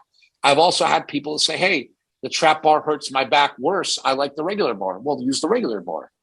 Do what works for you, you know? Exactly. 100%. Do what works for you. And that's something else people don't seem to get. It's like everybody's built a little different. My leverages are different from your leverages. I have one of the strangest deadlift techniques anybody's seen. My feet are so narrow, yet my hands are really wide, and it works for me. And I used to be the person that would tell you you're doing it wrong. You know what I mean? Yeah, but now exactly. I'm like, no, if it works for you, you're doing it right, you know? Yeah. I remember the first time I saw you deadlift, brother. I was like, dude, what's going on? And you were just kind of like, you know, it works. And at that point in time, I was still too married to, you know, the status quo deadlift, not understanding that everybody's mechanics is going to give them that perfect, you know, that sweet spot that's going to work for them. And that's totally true. I've seen, you know, it's funny. It's like, I think Ed Cohn, who's like my childhood hero and still my hero and a good friend of mine, I think Ed Cohn's got one of the weirdest squat forms in the world. Like, I can't squat anywhere near the way he squats. His knees go way forward. It's just a weird squat. And I've tried to squat that way and I just can't. But somehow that guy can squat over 1,000 pounds that way. We're all kind of built different, have different leverages. Like Nick was saying, it's like, do what you can do. And like, I used to think Brian Shaw deadlifted weird, but he was deadlifting 1,000 pounds. You know, so like, it can't be that weird because he would like have the bar way out. So guess what? He'd have the bar way out in front of him. He'd like roll it into himself and then lift. And I think a lot of strongmen do that. And I actually, when I was lifting with a regular bar, that's how I started lifting. It's like, I thought it was weird at first and then I adopted it, you know? Yeah. You find things and techniques that work what's best for your body, and whatever technique you can lift the most weight with and not get hurt, that's the technique for you. And everybody's going to be a little bit different. And it's not a thing that is set in stone. And I don't think people get that. Yeah. A lot of times people are worried about, you know, the form's got to be like so-and-so, you know? Yeah, exactly. I mean, KK pulled with the rounded back. You know, I love Louis Simmons, but he'll tell people all day they're doing shit wrong. I love Ripito, but he'll tell you all day you're doing it wrong. You know, and I'm like, we're doing it wrong for your standard, but But hey, like there's a lot more than one way to skin a cat here, you know? Yeah. Yeah. You know, it's something that you going back to, or talking about, you know, obviously what works for you with technique, and going back to what you mentioned a little bit ago, coupling that with, you know, training to get healthy, using this whole experience to get healthy, and then start to go into training a little heavier. And then the training that works for you, it's so, it seems like everybody's just looking at this so backwards, you know, we're taking all sorts of pills, you know, we're taking all sorts of supplements, you know, we're trying to find out what, you know, how to deadlift from a video of some guy who is just kind of just showing leverage points, when what we really need is to have this whole thing explained in a way that makes sense to the individual, you know? Yeah. My uncle, one of my uncles taught me how to lift when I was younger. He sort of sparked everything, you know, in our family. But now he's like almost 60. He's a type 2 diabetic, and he texts me almost every day. And I keep texting him back, right? Like what will work for him. He's a type 2 diabetic, and he keeps complaining about it. And he just keeps complaining every day, because every day I tell him the same thing. Look, I don't think you need a carnivore diet long-term, but I think you need to do it for like 2 months to reverse this type 2 diabetes. It's probably the quickest way for you to get out of this that I've seen people do. I know people have done it. I know you can be healthy doing it. And for you, you don't know that much about nutrition. It'll be the easiest way for you to fix this. And he just won't do it. Like he'll text me, oh, I messed up today and I ate spaghetti. Well, that's not on the fucking diet. So of course, so it's like a lot of these things, like you're saying, right? Like just listen, and just like, if you could hang on to some of these things for 30 days, what I tell him is the reason why you haven't changed your life yet is because you haven't changed everything. Like you have to change everything or you're changing nothing. So he has to figure out how he can like just hang on for 30 days. By the time 30 days gets done, he'll be so well versed in, like he'll feel so good, and he'll have these tools to be able to now listen to a diet that I'm going to tell him. You just learn. So like I try to tell people, I can't give you anything. You need to earn it. You need to like do the diet for whatever diet it is. Do the diet for a certain amount of time, and it'll teach you about your body. I simply tracked calories like a year ago. I just tracked everything on MyFitnessPal, everything I ate. By doing that, I learned how many calories are in each food, how much food I could have, what different meal combos I can make. By doing that, that's structured everything that I do to this day by tracking those calories. Had I not done that, I'd still have no idea how many calories are in a steak compared to a chicken breast, compared to a salad, you know? And I just think people need, like I said, they don't need any specific diet, but they need tools to be able to help them navigate through this world, you know? Yeah, for sure. Yeah, I mean, there's too many choices. People, too many temptations, so many right? choices. Yeah, like people like, should I have too many? There's should I have the granola bar or the Cliff Bar? Or you know, you shouldn't have any of them. Get rid of all that shit. Get rid of it out of your diet. Yeah. You know? And then there's all the pills and the different drinks that are supposed to bring you all your dreams in 30 days too, which is a whole nother confusing thing for the average man. You know, it's just insane. And it's just not. It just doesn't work. Yeah. Here's something else the public doesn't understand. Here's something else the public doesn't understand. Painkillers are PEDs. Oh, absolutely. They do not get that at all. 100% the performance enhancing drugs. And that's why I think Kratom is so awesome. I think Kratom is like a performance enhancing drug. And here's the kicker about Kratom. It's not banned by WADA or USADA. You could take Kratom and go in and fight in the UFC. Like that would be fucking crazy. And I don't know the only person I know that uses Kratom is Jessica I, who's a female fighter. And that's the only person I've seen use it that I know. There's another one. Like there's another one that I know that takes it. Yeah, I think that if they knew about it, they would take it. Like we have a guy here, Mark's podcast partner, and Seema. he'll take our Mind Bullet. We have this potion, a little drinkable Kratom. It kind of hits you a little bit faster. And Simo will take that before he rolls in jiu-jitsu. And he's like, dude, I'm just so focused in. I feel no pain. It just really helps me to, be free and do what I want to do. And I think it's interesting. You're right. It's like, so while painkillers are a PED, I think Kratom's a mild opioid. So it works in very, very much the same fashion. So it's a way to do it with harm reduction. The other thing I should mention about Kratom, because people probably get pissed off in the comments, Kratom can be addictive. Like, it can be addictive. But the reason why it's addictive is there's two alkaloids in it that really matter. There's one called metragenine and one called 7-hydroxymetragenine. Metragenine is there. That's the main alkaloid that does most of the work. 7-hydroxymetragenine does a little bit of the work, but it's actually not even necessary in the plant, and it's in a very small amount. The reason we can't pull that alkaloid out of there is because then the FDA considers it adulterated product, and now it's a drug and blah, blah, blah, right? You get in all this stuff. So if you take Kratom in really high doses, you'll get more of that 7-hydroxymetragenine, which is very addictive. The main alkaloid metragenine is not addictive. So if you take it in a normal to moderate dose, you'll probably never get addicted or form a dependence on it. If you take Kratom 10 capsules at a time, 3 times a day, you'll probably get an addiction problem. Like, I've seen people, but the only time I've seen addiction problems is in massive, massive amounts. So I just wanted to make that clear in case people come out and say, brother, Kratom's addictive.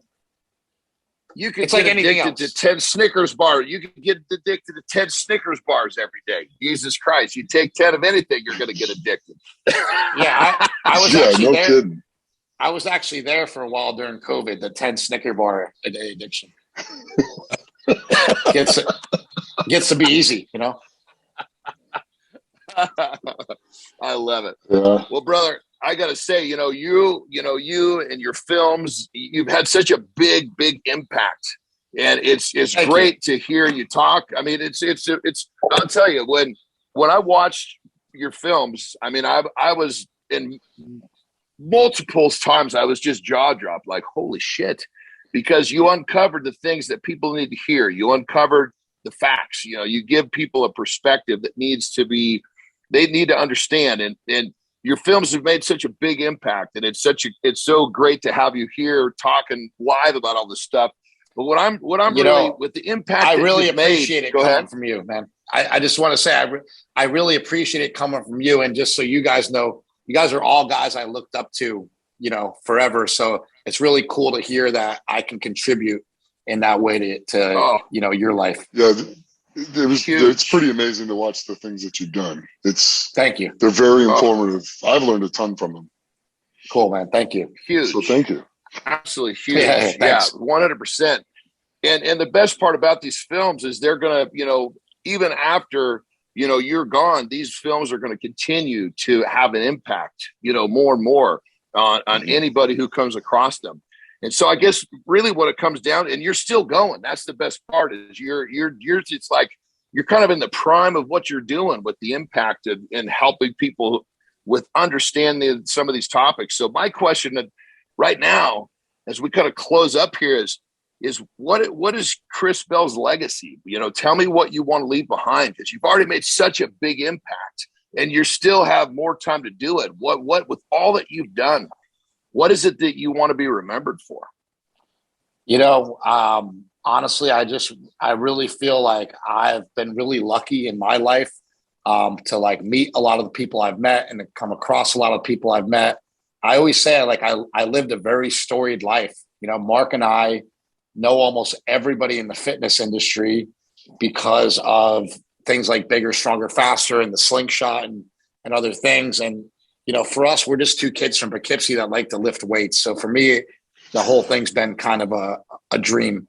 And, the thing that I think that I'd like to be known for is just being able to help people with simple tips that any day you can I have people, like I put up a post about addiction the other day and said, if you're in a struggle with addiction, contact me.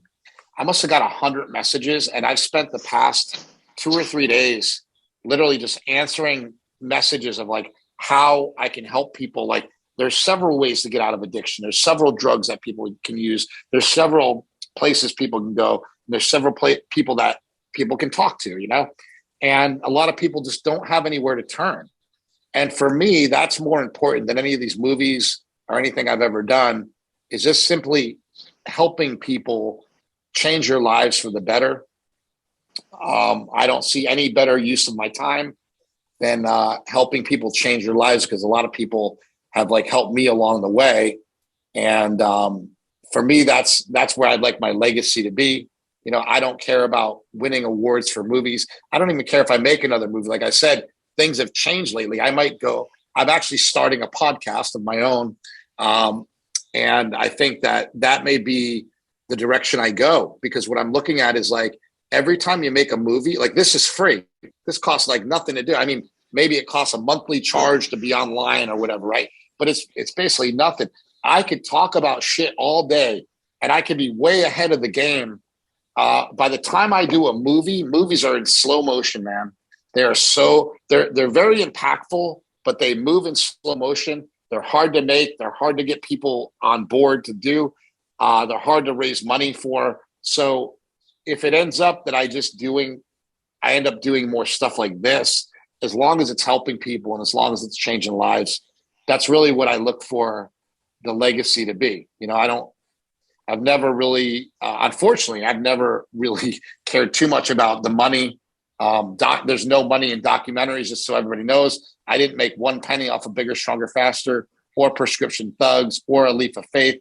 The way that it works is I make money I pay myself to make them. So I raised a bunch of money to make the movie and paid myself as I went along, because that's kind of the only way you can get paid. Sometimes people get lucky, you know. The movie Icarus they made, and it ended up selling at Sundance for $5 million and set that guy up pretty well. But when Bigger, Stronger, Faster went to Sundance, guess what? Nobody ever saw a movie about steroids, and they were scared to put money into it. And so we had a bunch of big offers, and then they got pulled off the table. So like my movie might have made $5 million off the bat, like Icarus. But I think because of my movie, I think that's why Icarus was able to make that much money. Is like they already had a movie about steroids at Sundance. They knew that it was going to be a hit. They knew it was going to be a big deal. So you know what? They always say the first one through the wall always comes out bloody. And if that's the case, I don't really mind. You know, as long as it's helping people. Yeah. Well, you are. And thank you for doing that. Yeah. I was going to say, brother, there's no question about that. Your impact with your work has been top notch. Me personally, I can say, and I know there's tons of other people, that your work has made a big impact, and it's been very helpful to many, many people. So I personally thank you. And your brother, I got to say, we really appreciate you taking your time to come on the show. You're a busy guy. We all know that. Nick, do you have anything else for Chris before we sign out of here? No, man, just want to say thank you. And I actually showed my age because I actually watched that movie, Bigger, Faster, Stronger, in college when it first came awesome, out. Man. Hey, I'm older than you then, because I was a lot past college when I made it. So, hey. Tell Mark, I always got to say, tell Mark thank you, because when the Slingshot first came out, he sent it out to me, I think, a couple months after for me to try it out, because that's when I was benching heavy and anything like that. So I always appreciate Mark for that. Yeah. You know, Mark, I'll mention it to him also, and I'd love to get you and Nick on Mark's podcast as well. I think you guys would be great on there. I think Mark would love to talk to Nick, especially about all the strongman stuff and things like that. So I'll definitely mention it to him, and we'll give you a shout. We just had John was just on there a little while ago. Yeah, it was just the summertime. That's it. Yeah. 100%. Plus, I'd like to come up there and train. That'd be a lot of fun. Oh, dude, we would love to have you come out here and train. That'd be awesome. You know, we just had Andrei Milanichev. Andrei Milanichev squatted. You know who he is, right? So, I just had a meeting with Andrei, 20 minutes before we started this podcast. Andrei he moved to Sacramento. So he was trying to move from Russia he's trying to get out of Russia because Russia's so crazy. And he wrote like a really nice email to Mark and said, hey, look, I'm trying to get out of Russia. Mark's like, yeah, come here. I'll help you out. I'll give you a job. You know, you can start working here. You can start training people here, doing whatever. And so he'll be around for the next little while. So it'd be great to have you guys both in here. Get some craziness going on. Phenomenal. Very cool. Oh yeah, that'd be phenomenal. Very cool. I would love Cool. Very cool. Yeah, we have we'll have a good powerlifting coach up here. We need a good coach. You know, Mark's never here anymore. Yeah, no, absolutely. That'd be a lot of fun. I love it. Well, brother, I'm all in. Yeah, all right, guys. I'm telling you, no matter which one of the Bell brothers you cross paths with, you're always having a good time. So, Chris, we want to thank you again, brother. It was really cool having you on. Really cool having you on. We thank you for your time. And that's going to do it for Legends of Iron, everyone. We'll see you next time. Legends of Iron is brought to you by Muscle Mensch, the creator of Nitro Test. Nitro Test is hands down the most fucking kick-ass pre-workout on the market. If you fucking want some, come fucking get some. Can you handle it?